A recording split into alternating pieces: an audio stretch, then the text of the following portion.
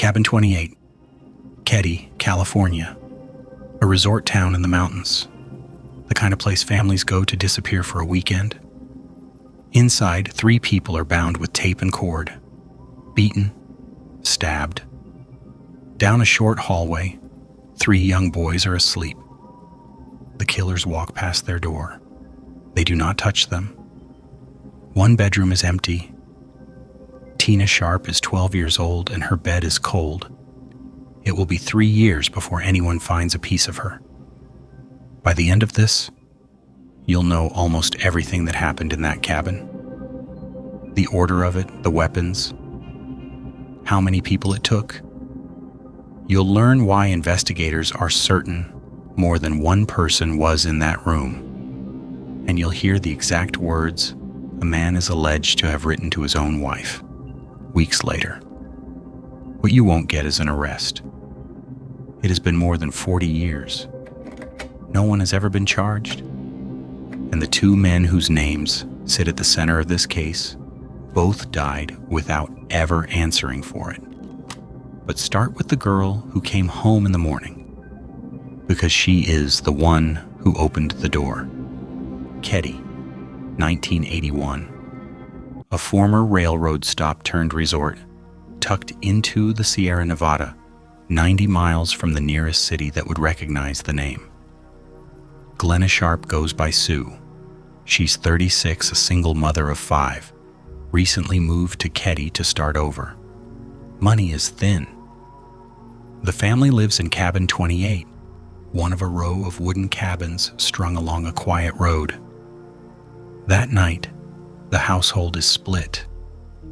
Sue's oldest daughter, Sheila, 14, is sleeping over at a neighbor's cabin just steps away. Her 12-year-old sister, Tina, is home. So are the youngest boys, and a friend staying the night.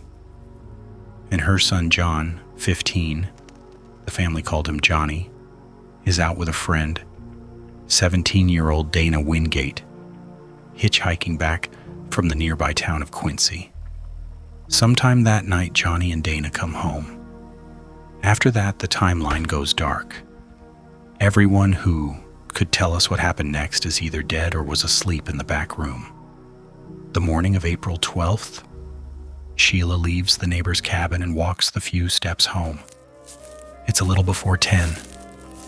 She opens the front door of Cabin 28. Her mother is on the living room floor, her brother Johnny, and Dana, all 3 bound, all 3 killed where they lay. The room is not something a 14-year-old is built to hold. Sheila runs. But here is the detail investigators could not get past. The one that tells you something cold about whoever did this. Down the hallway from that living room, 3 young boys had been asleep the entire night. Sheila's little brothers, Greg and Ricky, and a friend staying over. Untouched, unharmed. The killers had been feet away from them and chose to leave them alive. Which means this wasn't chaos. Somebody in that cabin made decisions. Who dies, who doesn't. And then there was the 4th child, because when the officers counted the family, 1 was missing. Tina, 12 years old, her bed empty. No sign of a struggle in her room, no sign of her anywhere. Whoever did this had walked a 12-year-old girl out of that cabin and into the dark. And for 3 years, that is exactly where she stayed. Start with how they were bound. Not rope, medical tape, and lengths of electrical cord, the kind you'd pull from inside a home. Wrists, ankles, worked over carefully. The weapons were left in the cabin. 2 knives, one of them bent from the force of the blows, and a hammer. Sue and Johnny had been beaten and stabbed. Their throats were cut. Dana had been strangled, killed with a pair of hands, with injuries to his head. Then there's the finding that reframes the whole case. The autopsy indicated the blows came from at least 2 different hammers. 2 hammers means 2 hands swinging them. this was not one man. And the moment you accept that, every easy answer falls apart. Because a lone stranger passing through doesn't fit a room that took more than one person to make. There were smaller wrongnesses too.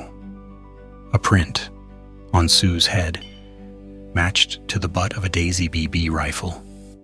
Signs of a struggle that spilled across the room. And through all of it, 3 boys who never woke. Investigators would spend years on the physics of that room. But the piece that haunted the case wasn't in the cabin at all. It was 60 miles away, and no one had found it yet. For 3 years, Tina Sharp is a missing persons case.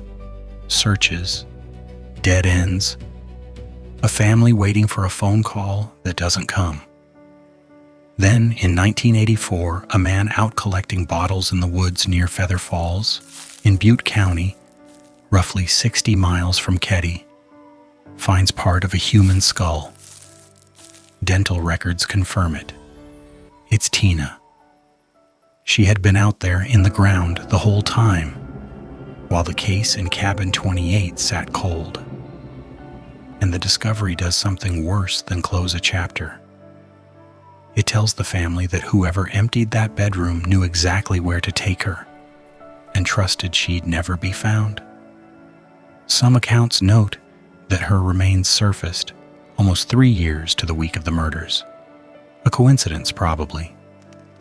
But in a case with this few answers, even the coincidences start to feel like they mean something. Tina's death was now a homicide of its own. 2 crime scenes, 60 miles apart, 1 family. And by this point, investigators already had 2 names. They'd had them almost from the beginning.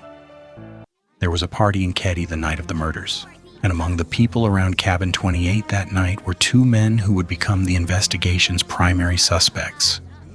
One was a neighbor, Martin Smart, Marty. The other a friend of his staying with him, John Bubede, who went by Bo. Both men were questioned within days. Neither was ever charged. And that is where the record has to stay careful, because what came next never went before a jury. Investigators pointed to a hammer Smart is reported to have said went missing, to his behavior in the days after, and most of all to a letter. The letter is attributed to Smart, written to his wife, Marilyn. In it, the writer says, "I've paid the price of your love, and now I've bought it with 4 people's lives. 4 lives, in a case with exactly 4 victims." But that letter was overlooked for years, never entered as evidence at the time, and it is not, on its own, a conviction. It's a sentence on a page, attributed to a man who was never charged. There is more, and it is thinner ground. A counselor in Reno later reported that during a therapy session, Smart said words to the effect that he had killed the woman and her daughter, but had nothing to do with the boys. The alleged motive, that he blamed Sue for his own failing marriage. That account comes from a single reporting thread, the counselor's word. And by the reporting, state investigators at the time set it aside. Smart was never arrested. He died years later, reportedly in 2006. Bubede died in 1988. Whatever they knew, if they knew anything, they took it with them. For decades, Cabin 28 sat as a case that everyone in Plumas County knew, and no one could close. Then, around 2016, it came back. A new sheriff, Greg Hagwood, who had been 16 the year it happened, who had known the Sharp family, reopened it as a priority with an investigator named Mike Gamberg. And things began surfacing that should have surfaced in 1981. A hammer pulled from a pond down the road from where the cabin once stood. Similar, investigators noted, to the one a suspect had reported missing. a knife, and a cassette tape, a recording left by an anonymous caller on the 3-year anniversary of the killings that had never been fully pursued, which is the quiet horror underneath this whole case. The evidence may have been there the entire time, a letter overlooked, a tape unpursued, 2 names known from the start, and still, no charge, no conviction, no answer the family could hold. As of the last public reporting, the Keddie murders are unsolved. No one has been charged. The 2 men at the center of it are gone. The people who investigators believe may know more have never been named. What's left is a 14-year-old who opened a door and had to run. 3 boys who slept through the worst night of their lives and woke into it. And a 12-year-old girl who spent 3 years in the woods before anyone found her. 4 lives. That's the number in the letter. The evidence may have been there the whole time. The letter, the tape, the names, all of it. So why has Cabin 28 stayed silent for more than 40 years? And who is still counting on it staying that way? This is the case of the Keddie cabin murders. This is Dark Atlas.